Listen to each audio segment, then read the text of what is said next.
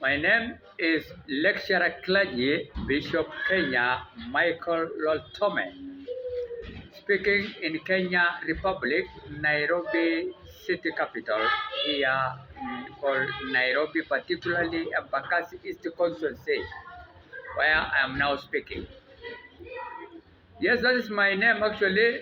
I say Lecturer Clergy Bishop Kenya Michael Loltome simply because I am an expert of Christianity systematic theology and also Islamic systematic theology teacher. So I'm speaking here in Nairobi National Government, Embakasi Village Ward, Embakasi East Constituency. Want to see the word listening and doing. Want to read the word which was written by the brother of Jesus called James in the book of Galatians 1 verse 19. It is true, he was the brother of Jesus Christ himself. So this man wrote actually this letter long time ago to approach what we call hypocrisy and evil activities out of control of the tongue. Alright? He was warning people of that time, alright, of an evil of a tongue out of control as well as hypocrisy. Saying something and you are not doing it. So we are reading from James chapter 1 verse 19. My dear brothers, take note of this. Everyone should be quick to listen, slow to speak, and slow to become angry. 3 warning he gave people of that time and us today. 2023, the year of our Lord, is giving us that advice. This man spoke about 40 years after Jesus left this earth to heaven, which we call it AD 40. He wrote to the people of that time. Over some issues, he has noted that people are fallen into a kind of essence, in a kind of favoritism, slander, pride, and the misuse of wealth and their lack of patience.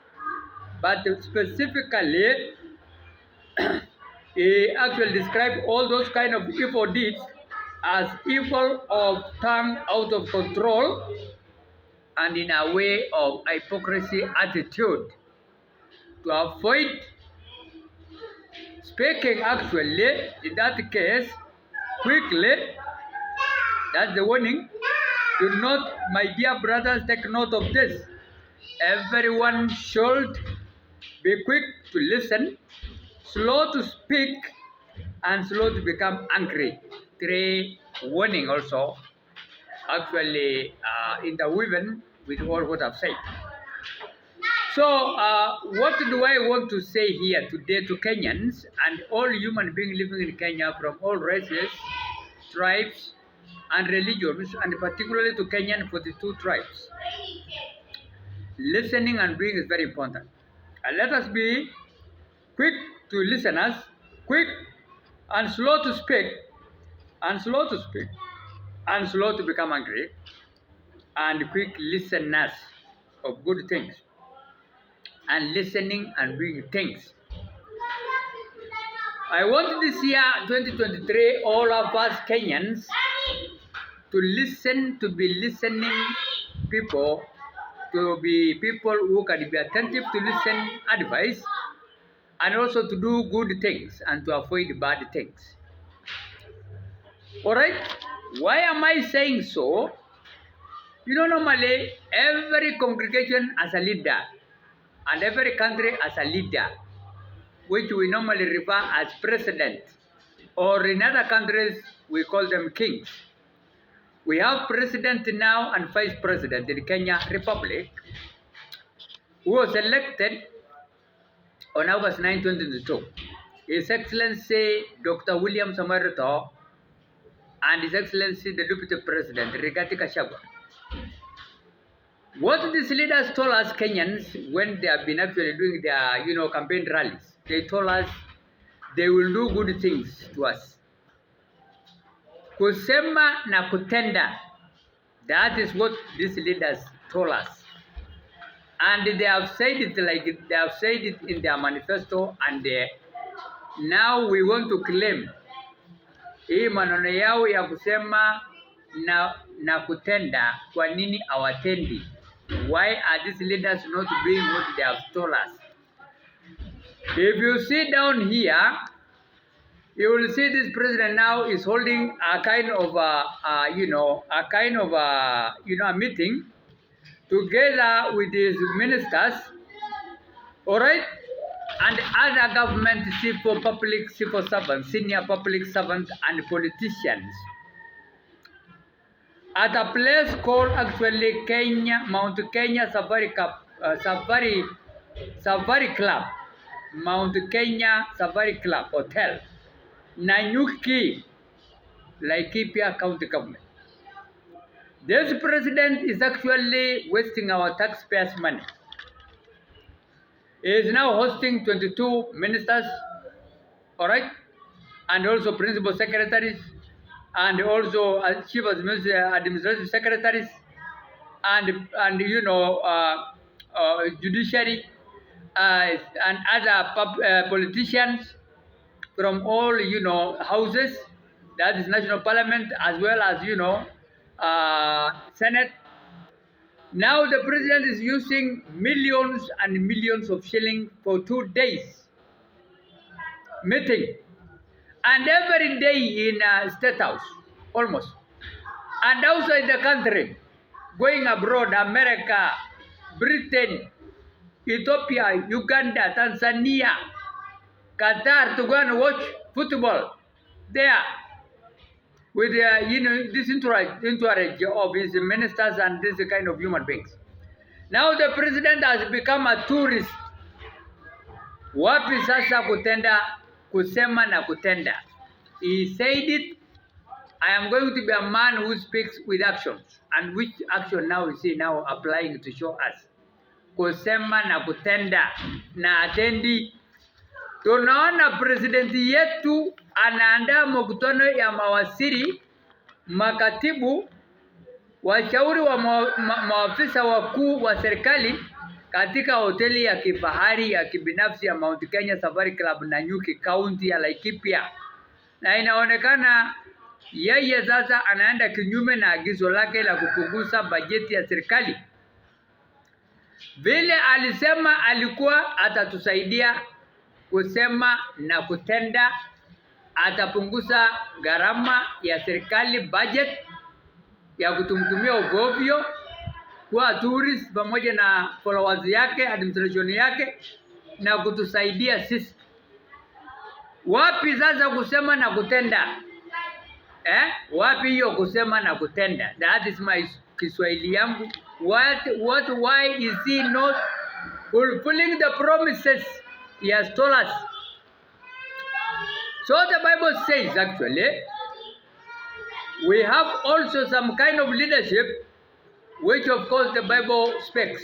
In the book of Luke, chapter 22, verse 26 and 27, we have some kind of different styles of leadership. And I want to tell President Ruto which one he fits him. Biblically, if we read the Bible, we have some greatest kind of democratic kind of leadership that is found in the book of Luke chapter 2 in the Bible, all right, in the Holy Bible, chapter 2, 22, Luke chapter 22, verse 26, all right, to 29 verse, and Matthew chapter 20, verse 25 and 28, and Mark chapter 10, verses 42 to 45, where I want Dr.William Ruto together with his deputy president to practice what is called democratic leadership. And let them go and read the Bible, Luke chapter 2, verses 26 to 27, all right? Luke chapter 22, verse 26 to 27, Matthew chapter 20, verse 25 to 28, Mark chapter 10, verses 42 to 45, and let him read New International Version Bible, particularly the one I'm using now. This one. Let him read that to know Actually, a democratic leader is supposed to be this kind of a person. Is a person who normally plans and plan his policies, and they become the result of a group decision-making processes, and also make a democratic participatory kind of leadership, all right, and plan his policies in a kind of a group decision-making processes, but not waste our money. He would have just taken 22 ministers and leave principal secretaries and leave chief administrative secretaries and leave politicians, another chief of public servant, and just make a kind of a democratic participatory kind of a leadership where he plans his policies and again in a such kind of a group decision making process, rather than just making tours all over the world using our money. The president is making tours all over the world, making the country broke. And now he's saying actually we are having a debt of 8.7 trillion is now trying to budget to pay. And this is the one who is wasting money. People are dying now in Kenya as I speak today. Today in Kenya, January 6, 2023, today, Friday, people are dying in Kenya. Alright? People are dying in Kenya today. No food, no water. I mean Thursday today, not Friday. Alright? On January 6, 2023. That is Thursday today. People are dying as I speak now in Kenya today. People are dying of hunger. People are dying of lack of food stuff, no water, no free health care, no schools. In that case, we have now people who have done exams. Some of the results are not out, grade 6. All right? And they are now in primary. They are calling themselves they are in secondary. And there are many other classes ahead of them, grade 7, grade 8, and people behind them, they are saying they are in secondary schools. A total confusion of competent-based curriculum, which is useless. The children, those people now in grade 6, have done the exam and they were supervised as if they are going to secondary school. No schools going, they are not going to any school.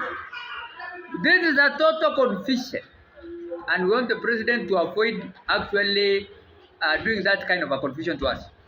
And wasting our resources. The president is wasting our money. As I speak now, the president is wasting our money. Am I talking right? Yes. I am speaking the truth. He is actually a tourist president. He used to go to America, Britain, all over the world nowadays. With his own followers. Principal secretaries, politicians, cabinet secretaries of, and, principal secretary, and chief administrative secretaries, and ministers of this is just overexcited and is wasting a lot of money. Am I talking sense? Yes. Yes. So actually we want the president to stop that kind of mischievous kind of behavior, together with Rigathi Gachagua, who is now fighting against Sakaja, the governor of Nairobi County Government. He has left his office as a vice president, is now a governor of Nairobi. Rigathi Gachagua, the vice president, is now trying actually to leave his seat and is going now to become a governor, fighting the governor of Nairobi, Sakaja. He wants him to remove him, and Sakaja wants to remove him. Now they are fighting. No services again in Nairobi nowadays because regarding the vice president is fighting the governor. So what we want to say here, the government is in total confusion.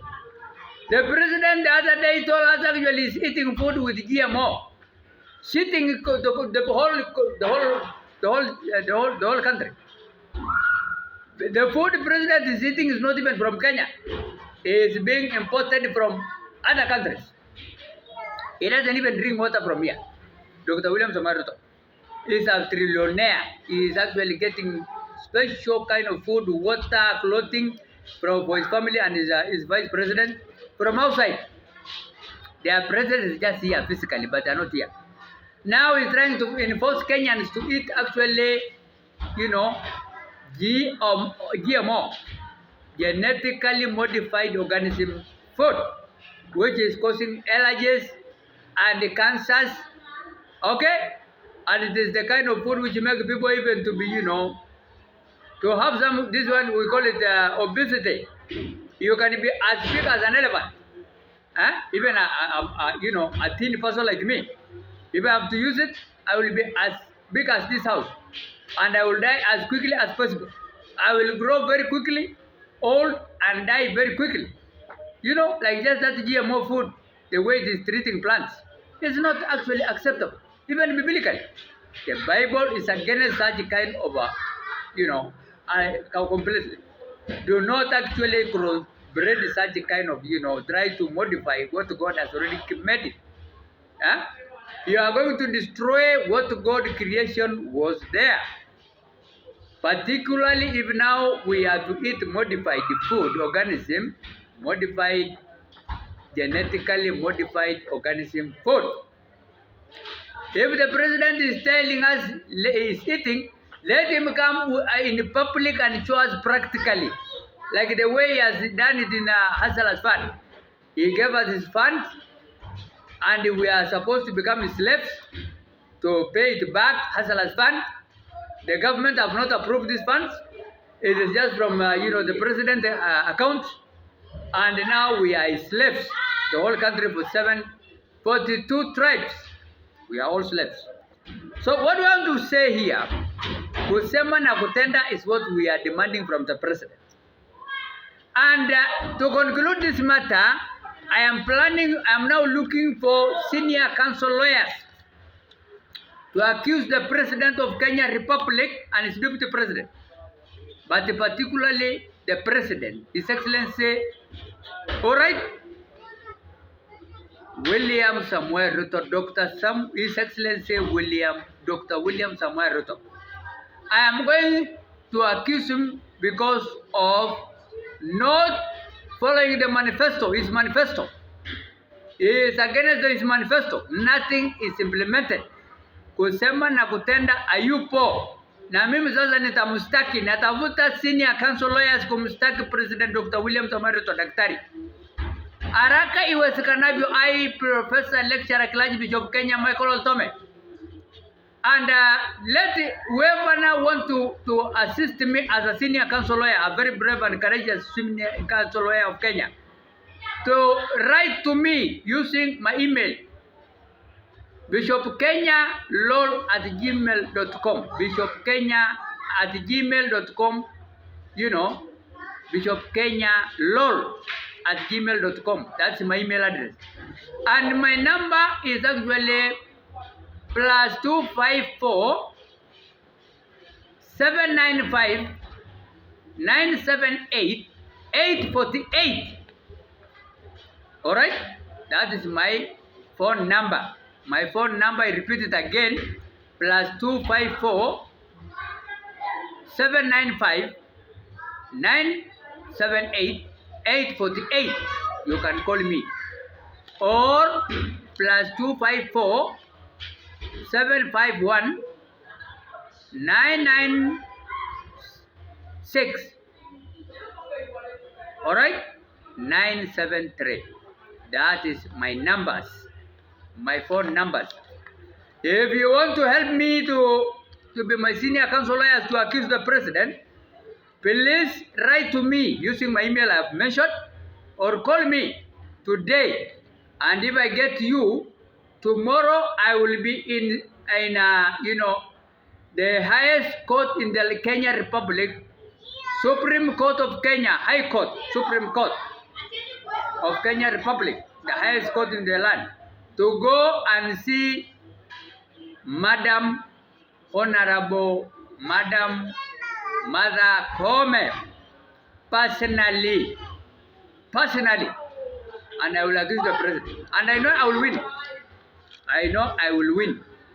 So actually, may God bless you, and let us all actually refuse to eat modified genetically modified organism for, and also don't pay even Hustler's Fund loan you have taken, because that's your past taxpayers' money. There's no need to pay. And also let us demand our rights. And support me, because I want to go to many Kenyans, to the the Supreme Court. Support me, please. I am actually for you all Kenyans. I, Bishop Kenya Michael Loltome, do not allow me only to walk alone. I want you all Kenyans to support me financially, spiritually, and in prayer.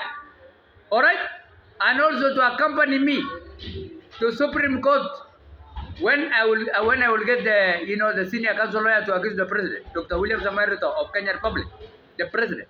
I want to accuse him. All right. So because he's not actually fulfilling his manifesto. All right.